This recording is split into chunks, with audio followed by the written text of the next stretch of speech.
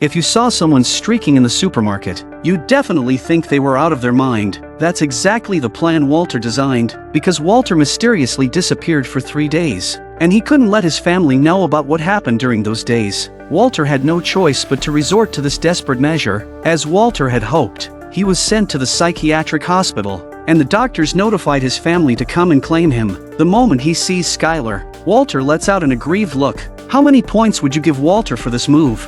Because he's a cancer patient, under immense mental stress that led him to run away from home and then suffer intermittent amnesia, it's somewhat understandable. Hearing his son mention that his uncle Hank had killed a major criminal, Walter, who was actually a witness, feigned shock. He kept asking about Hank's safety. This made his family not suspect Walter had anything to do with the incident. Skyler immediately informed Marie and told her about Walter appearing naked in the supermarket. Marie was utterly disgusted when she heard this. Because Hank had killed Tuco and earned a commendation, his superior called him in for a talk. Hank found out that he went looking for his missing brother-in-law Walter, only to unexpectedly encounter the injured Tuco. Acting in self-defense, Hank decisively killed Tuco. Hank stated that Walter had been found and had nothing to do with the case. He went there entirely to look for Walter's former student Jesse, and although he found Jesse's car, he didn't see Jesse himself. The superior instructed Hank to thoroughly investigate Jesse, and Hank said he had already arranged for his men to look into it. The scene shifts to a police car parked outside Jesse's house, while Jesse is hiding in Badger's car, waiting for the right moment to act. Next is how Jesse will disassociate himself from Tuco. You can't help but admire Walter's intelligence after watching this, because all of this plan was discussed when Walter and Jesse were fleeing the border. Seeing that the police had left, Jesse and Badger immediately started to act. They now needed to clean up the scene in the basement. Badger was extremely excited by all these things, incessantly asking Jesse questions. Clearly, he didn't realize Jesse was in big trouble and was still thinking about getting Jesse to rush out a batch of contraband. Since they had worked together once before but fell out over disagreements, Badger asked Jesse to give him back that batch of contraband. This directly infuriated the already anxious Jesse. Badger! Don't mess with me! Seeing Jesse so agitated, Badger had no choice but to follow his plan. The two moved everything from the basement into the RV, including the barrel of methylamine they had stolen but hadn't used up. Then Jesse asked Badger to help get his cousin Clovis to tow the RV, but Clovis, knowing what he was hauling, immediately demanded a huge price, and he also refused to tow because Jesse didn't have enough money. This left Badger completely without face. But finally, after Badger's desperate pleading, they reached an agreement. Then Jesse told Badger to give him 2 hours before using a public phone to anonymously report him. The real show was about to begin. 2 hours later, Jesse had already arrived at Wendy's room in the motel, a well-known red light district in the town. At that moment, DEA agents, having received the anonymous tip, quickly arrived and precisely targeted the room, breaking in and arresting Jesse on the spot. But what Hank didn't know was that he had already fallen into the trap designed by Walter. He took Jesse to the DEA for questioning because they found his car at Tuco's place. Hank was convinced Jesse was definitely connected to Tuco, but Jesse denied everything,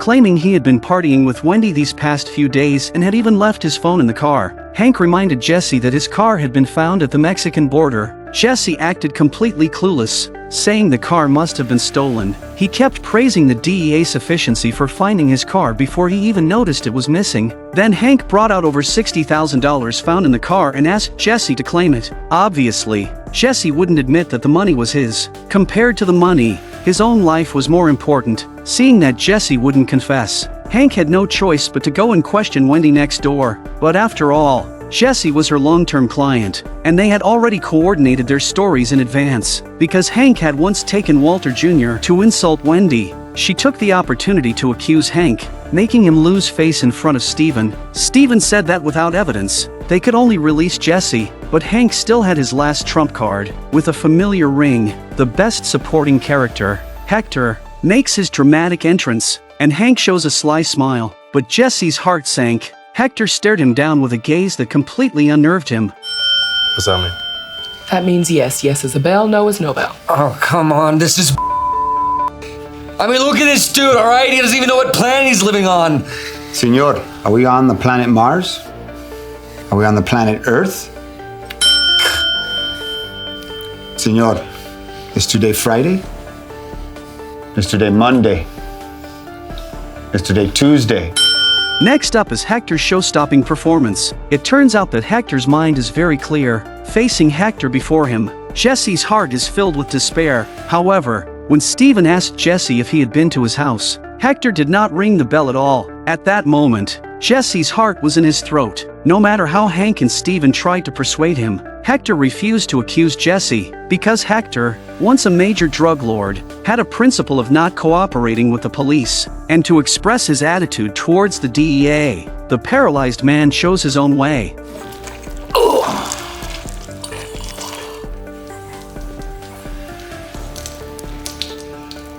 As a result, Jesse was released without charges. Meanwhile, due to Walter's strange behavior over the past few days, the doctor responsibly investigated the cause. Dr. Del Cavalli stated that Walter's cancer cells had not metastasized or spread, and his other indicators were also normal. Walter's behavior of streaking in the supermarket and experiencing amnesia puzzled him. To avoid suspicion, Walter quickly explained that it might be due to taking a large amount of Hector. For now, that was the only Hector. However, just as Walter proposed to be discharged, the doctor firmly disagreed, because he had to undergo a strict psychiatric evaluation before his discharge to prevent similar incidents from happening again. Walter could be discharged after passing the assessment. This was something Walter hadn't anticipated. During his therapy with psychologist Chavez, Walter, who was actually fine, was distracted and stared at the painting on the wall. The painting of a man walking away from home also meant that Walter was gradually distancing himself from his family. Listening to Chavez asking boring case Hectorns, Walter became a bit impatient. When Chavez meant Hector that the treatment could take weeks or even longer, Walter bluntly admitted that he hadn't lost his memory and just suddenly wanted to go out for a walk. But he did not reveal what exactly happened during those 3 days. He dared to say this because he had previously understood the confidentiality agreement between doctor and patient. Hearing about Walter's tragic life experience, Chavez expressed understanding. After determining that it was all just a farce, Walter gained the right to be discharged the next day. That night, Walter received a call from Jesse, and the two updated each other on their respective Hectorns. Jesse complained that his money had been confiscated, but at least he had gained his freedom. Walter, concerned, asked if the RV could be fixed. Jesse thought Walter was crazy. After going through this ordeal, Walter still wasn't ready to give up, but Walter didn't care about that. He only knew that he hadn't yet achieved his goal of $737,000. That night,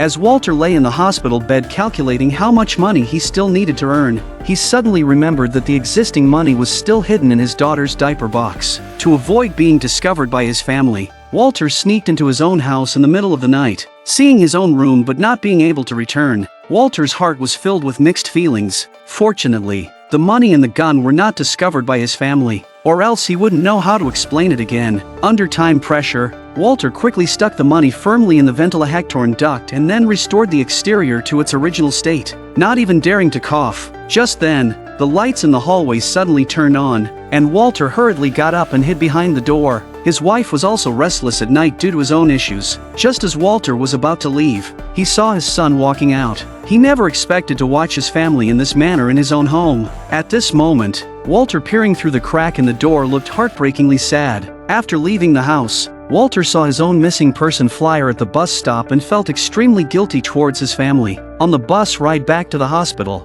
Walter, sitting alone, appeared very lonely, reflecting his psychological state at that moment. He sneaked back into the hospital and, seeing the 4 hadn't finished dripping, he injected himself, and although it was painful, it was nothing compared to his brutal experiences. At this moment, the painting on the wall appeared again, as if it had always been hinting at Walter's fate. The next day, his colleagues celebrated Hank's commenda Hector for killing Tuco and even prepared a special gift for him. Meanwhile, at the hospital, Walter was also preparing to be discharged, and his son was caring enough to advise him to drink more water. Just then, Hank rushed over to celebrate Walter's safe return, marking his first meeting with Walter since killing Tuco. While celebrating, Hank didn't forget to boast about his achievements. It turned out the gift from his colleagues was Tuco's grill embedded in lucite. Seeing this, the recently calmed Walter was again disturbed inside, as he had witnessed the killing firsthand. There's a detail in the camera work here. When Hank first took out Tuco's grill,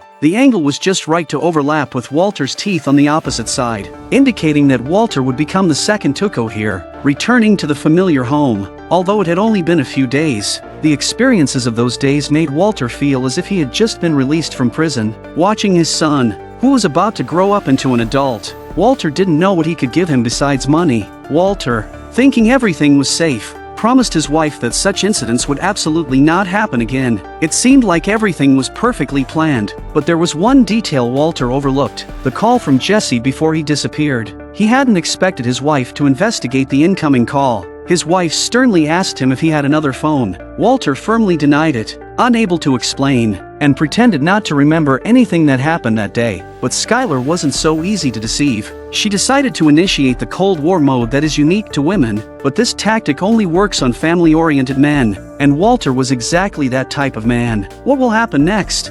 Before dawn, Walter met Jesse at the supermarket and told him that their production of contraband needed to be postponed because he had to mend his relationship with his wife first. Walter gave Jesse $600 for living expenses and asked him not to contact him for the time being, but Jesse said that since his money was confiscated by the DEA, Walter needed to take half the responsibility, because it was he who insisted on dealing with Tuco. However, Walter didn't see it that way. Just as the two were about to start arguing, a police officer walked in, forcing them to temporarily calm down, and Walter took this opportunity to slip away. When day broke, Skyler woke up to find Walter gone again, but hearing him in the kitchen, she breathed a sigh of relief. Despite being in a cold war with Walter, Skyler was still worried about him disappearing again. To please his wife and son, Walter, who never cooks, took the initiative to make breakfast. Walter Jr. was also very surprised to see this. Seeing the lavish breakfast spread, Skyler immediately felt Walter's guilt, as she knew him well after living together for half a lifetime. After breakfast, Walter even took the initiative to clean up the dishes. He first glanced uncertainly at his wife and then took the opportunity to explain about the phone last night. As he explained while cleaning up, Walter kept his back to Skyler and dared not look her in the eyes. There's a detail in the hand-waving AC Hector here, which is a psychological sign of unnatural behavior when lying. The highly emo-hectorally intelligent Skyler also saw through Walter's lies. Before Walter could finish his explain-a-hectorn, he heard the sound of the door closing. Turning his head, he saw that his wife had already left. He went outside to see Skyler driving away. Walter hurriedly tried to call to continue explaining, but then realized the phone was beside him. Poor Walter was very frustrated, not knowing what he had said wrong this time. When Skyler came back, she was indifferent to him. No matter what Walter asked, she gave non-committal answers, leaving Walter at a loss. Walter's mood sank to its lowest point. Jesse was in a similar state because, during the days Jesse was taken by Tuco, Hank, in his search for Walter, followed the clues to Jesse's mother. When his mother found out Hank was a DEA agent, she immediately became alert and took the opportunity to go to Jesse's house. In the basement, she discovered Jesse's tools and used this as a reason to bring in a lawyer to evict Jesse. No matter how Jesse pleaded, it was futile. Seeing that her son would not voluntarily leave, the mother even went straight to the door to urge. Seeing the situation was dire, Jesse had to lie to deceive his mother. Compared to Walter's lying eyes and movements, Jesse seemed much more sincere. But what's the point? Because his mother doesn't give Jesse a chance to change. Seeing that his mother had already called the moving company to start moving things out, Jesse suddenly became anxious. I thought this was just a wake-up call. We are putting it in storage. When you decide to grow up, you can have it back. No, why don't you grow up, Mom? Jenny wanted me here. I was the one who took care of her. I took her to her appointments and made her lunch every day. I earned this. You did not make her lunch every day. What'd you do? Huh? She's lying there, dying. Start with me. Now what? You decided to, I don't know, make your eldest son homeless? Wow! Great family, Mom! His mother reminded Jesse to hand over all the keys when he left and feigned hope that Jesse would reform. But was her actual behavior really about wanting her son to improve? Walter, on the other hand, continued to work hard at making breakfast, just when his son's best friend came to take him to school with him. But what puzzled Walter was that his son had changed his name to Flynn. He stormed off to confront his wife about it. Skyler explained that Walter Jr. liked being called that by others and that it had been the case for quite some time. It seems Walter has been too neglectful of his son. However, just as he called Skyler to breakfast, Skyler said she was about to leave and politely thanked Walter for making breakfast. Just then the phone rang, and Walter immediately became infuriated when he heard it was Jesse calling. Seeing Skyler was about to leave, he quickly made an excuse to hang up the phone, trying to resolve the conflict between them before Walter could speak. The phone rang again. Skyler told him to answer it quickly and then turned to leave. Walter, full of pent-up anger, answered the phone furiously. Just gave you $600. Yeah, and thanks, Daddy Warbucks, but that was before my housing situation went completely testicular on me, okay? You smoked the entire 600, didn't you? What? No? Yes. No? Look, Jesse, your problems are just that. Your problems. Mr. White, you're not listening, or I have to kick me out of my house! In his anger, Walter dumped all the prepared breakfast, with no other Hectorns. Jesse had to pick up the phone again. It must be said that both of their emo Hectorns had hit rock bottom. After packing up all his belongings, Jesse went to seek help from his former friend Paul, using the excuse that his house was being fumigated and he needed to stay at his place for 2 nights. Paul was very welcoming, and they were very happy talking about old times. Just then, Paul's wife, Sarah, came back. Although Sarah had never met Jesse, she had heard enough about him from Paul to know what kind of person Jesse was. Sarah made an excuse for Paul to help her organize things in the room, but in reality, she wanted Paul to find an excuse to disagree with Jesse's stay. Seeing the situation, Jesse knew his stay was out of the case.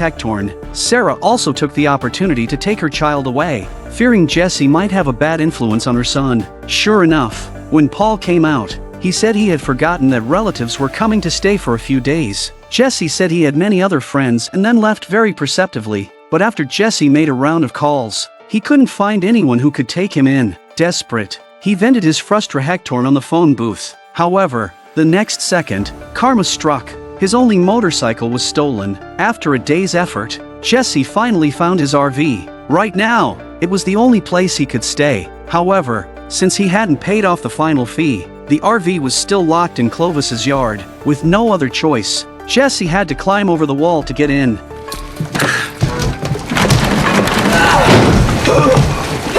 Jesse managed to climb up, only to come down much faster than expected. Now you can imagine the scene inside. After a fierce struggle, Jesse finally crawled out, and then he struggled to stand up. Seeing Jesse in this state, he truly looked miserable. Entering the RV, to avoid smelling his own stench, Jesse had to put on a gas mask to sleep. At that moment, he finally couldn't hold back his tears and began to cry. The next morning, Skyler still left without saying a word, leaving Walter alone on the sofa, brooding. Just then, Walter Jr. came over, but today Walter hadn't prepared breakfast like the previous 2 days. To please his son and also to relax his own mood, Walter decided to take his son out to the countryside to experience the joy of driving, but because of Walter's strong need for control, he became anxious when he saw Walter Jr. using both feet to drive. He told his son the correct way to drive, but his son said he found it simpler this way. After some attempts, Walter Jr. ends up knocking the barricade out of the way. The father-son Hector ended abruptly like this. On the other hand,